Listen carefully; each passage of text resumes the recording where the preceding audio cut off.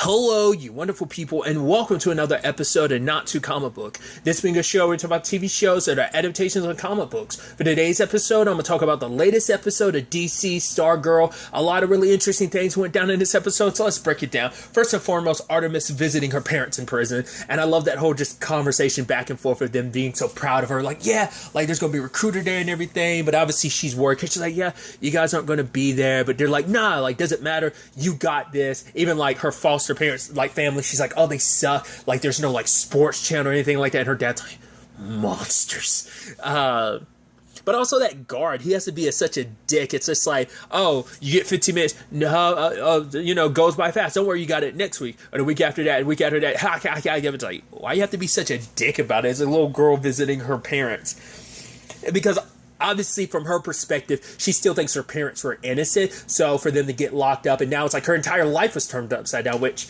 obviously Courtney has felt bad about. Like, everyone's lives got turned upside down. Cameron's, Isaac's, and Artemis's. It's like, yeah, they weren't 100% aware of what their parents were up to, at least in Artemis's case, because she still believes them to be innocent. So Courtney tried to extend an olive branch to be like, oh, here's actually some fresh fruit.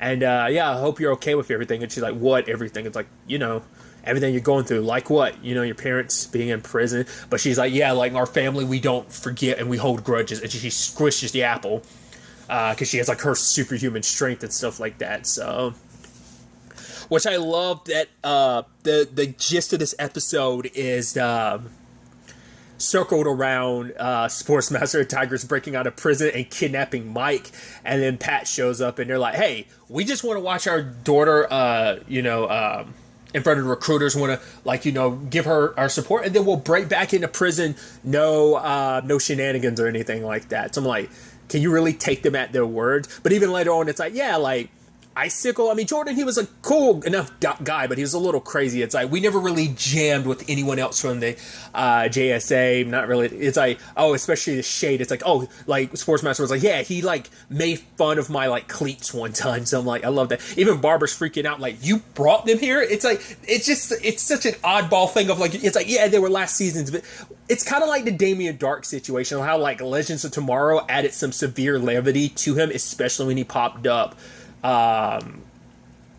post season 2, like when he was in season 4 and 5, like they added like some more like humorous aspects to his character, which is so fascinating.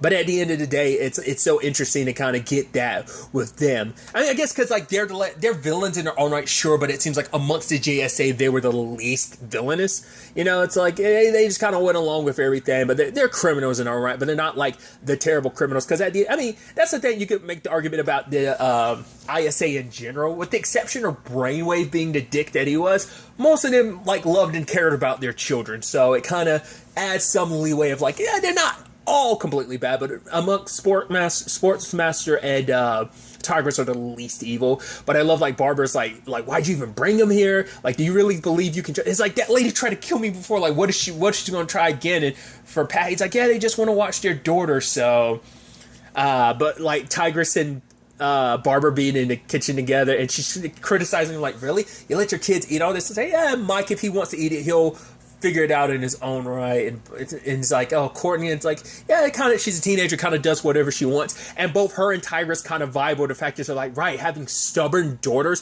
who do whatever they want. It's like, you love them, but it's like, oh, it's so frustrating. It's like, I'm like, the moment that happened, I was like, really? You're bonding right now? It's like, hey, I know you tried to kill me at one point in time, but it's like, this is actually, it's like, even Tigress being like, catches a pot of coffee, it's like, all right, I'll actually try some. And I'm like, they're hitting it off, Sportsmaster and Pat, because he was like, yeah, we were on our way to becoming good friends. What happened then? He's like, well, what, most likely, you trying to kill me and everything kind of put a damper on the friendship. But he's like, I mean, come on, relationships are funny like that, It's like, yeah.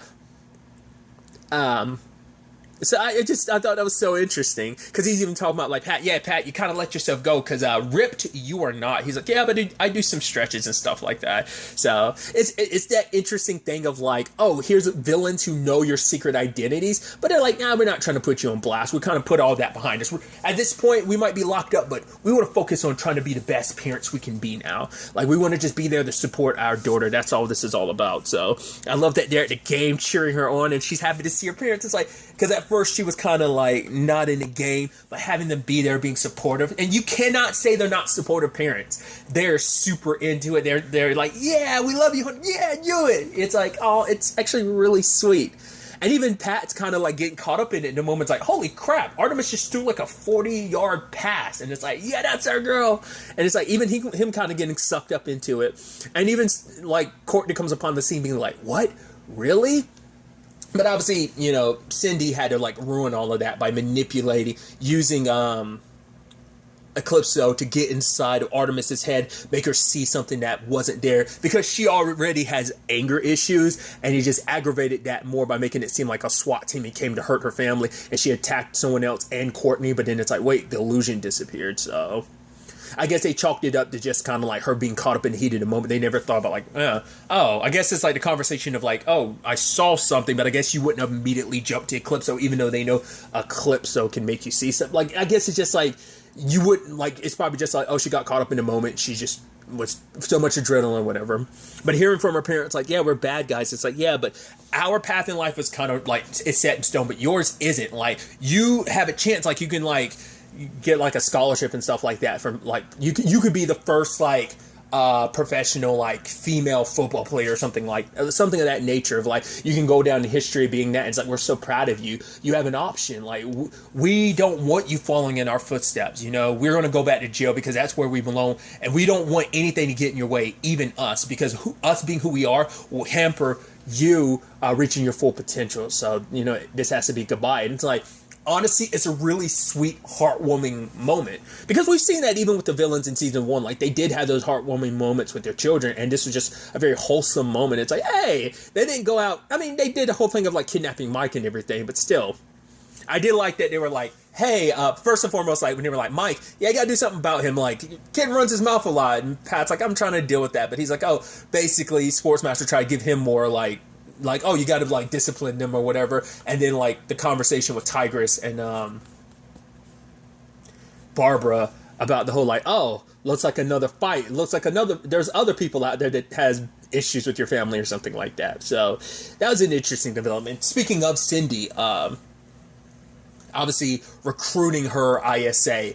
Why that is so important to her? Because for one, she always wanted to be at the table, but now it's like, no, I get to lead the table. I get to be the one in charge, and I get to form my own group. Why the specific people she's chosen? Because it's the next, like, that's why I'm like, why Mike in particular? I guess because she saw something in Mike that is like, right, like, if I could corrupt you and bring you onto our side, like, you could once again, just maybe just be a weapon against Stargirl and the JSA, or maybe it's just she does see the potential in him of, you know, because maybe there's a kinship there of like these outcasts who, like, well, at least in the case of everyone else there, it's like their parents are in unfortunate situations. Isaac's obviously are dead, Cameron's are dead,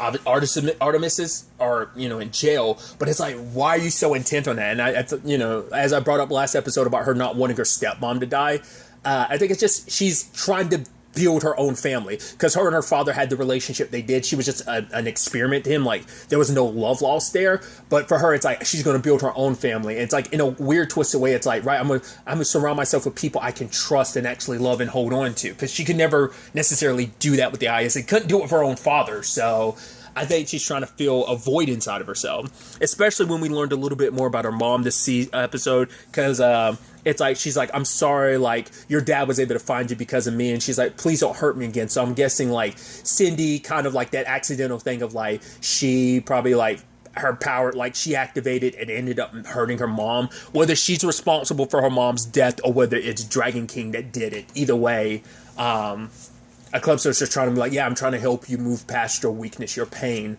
And it's like, right, you keep doing that, I'm gonna trash you. But it's like, truth be told, she doesn't realize that. She's up here manipulating everyone else, telling Isaac, like, hey, like, you know, I want to make new friends this summer. I'm sorry about what happened to your parents. It's like, same thing happened to mine. It's like, how'd your parents die? She's like, brutally.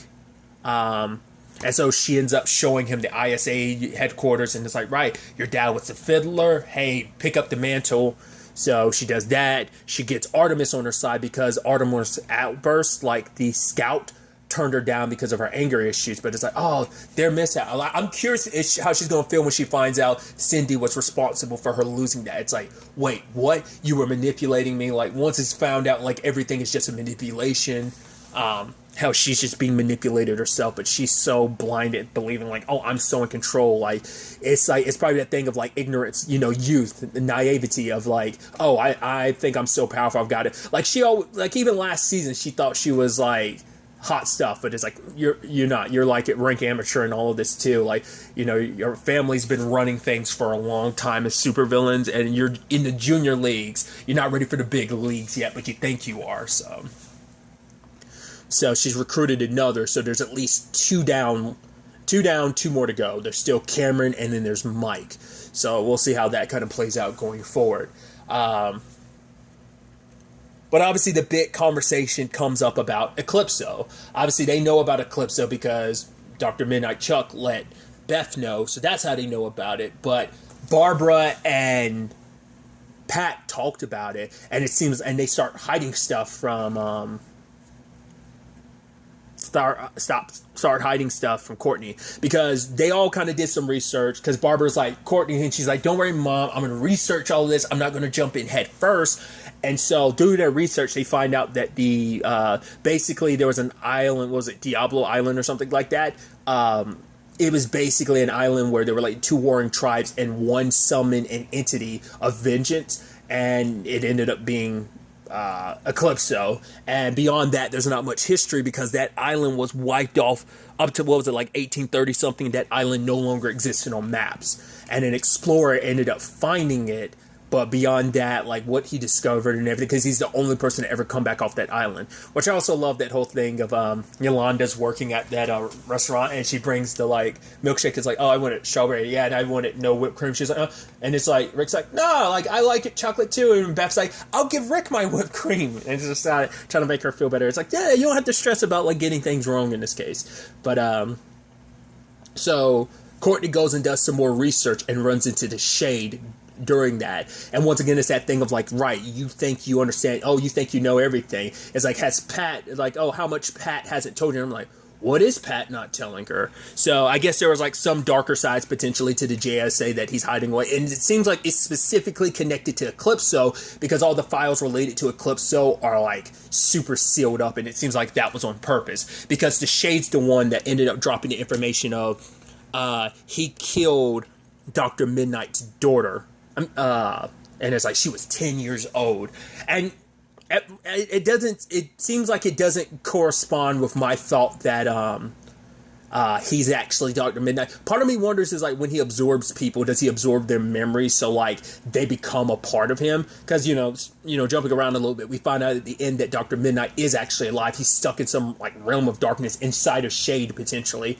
Whatever Shade's power and darkness kind of comes from, he's inside of it, because he tries to be like, do not compare me to like, it's like, right, you think me and Eclipse are going to join the forces? It's like, it's like, yeah, Jordan, well, Icicle and Brainwave. He was like, I'm taking offense that you would compare me to those punks. But it's like, the biggest thing though, it's like, know the difference between bad. Yeah, I've broken some laws. Yeah, I've killed some people here and there, but not anyone that didn't deserve it. But there's a difference between bad guy and evil, because Eclipso is majorly evil. It is nothing but evil, and he wants to stop it. He's like, I want to find it, throw it in the deepest ocean.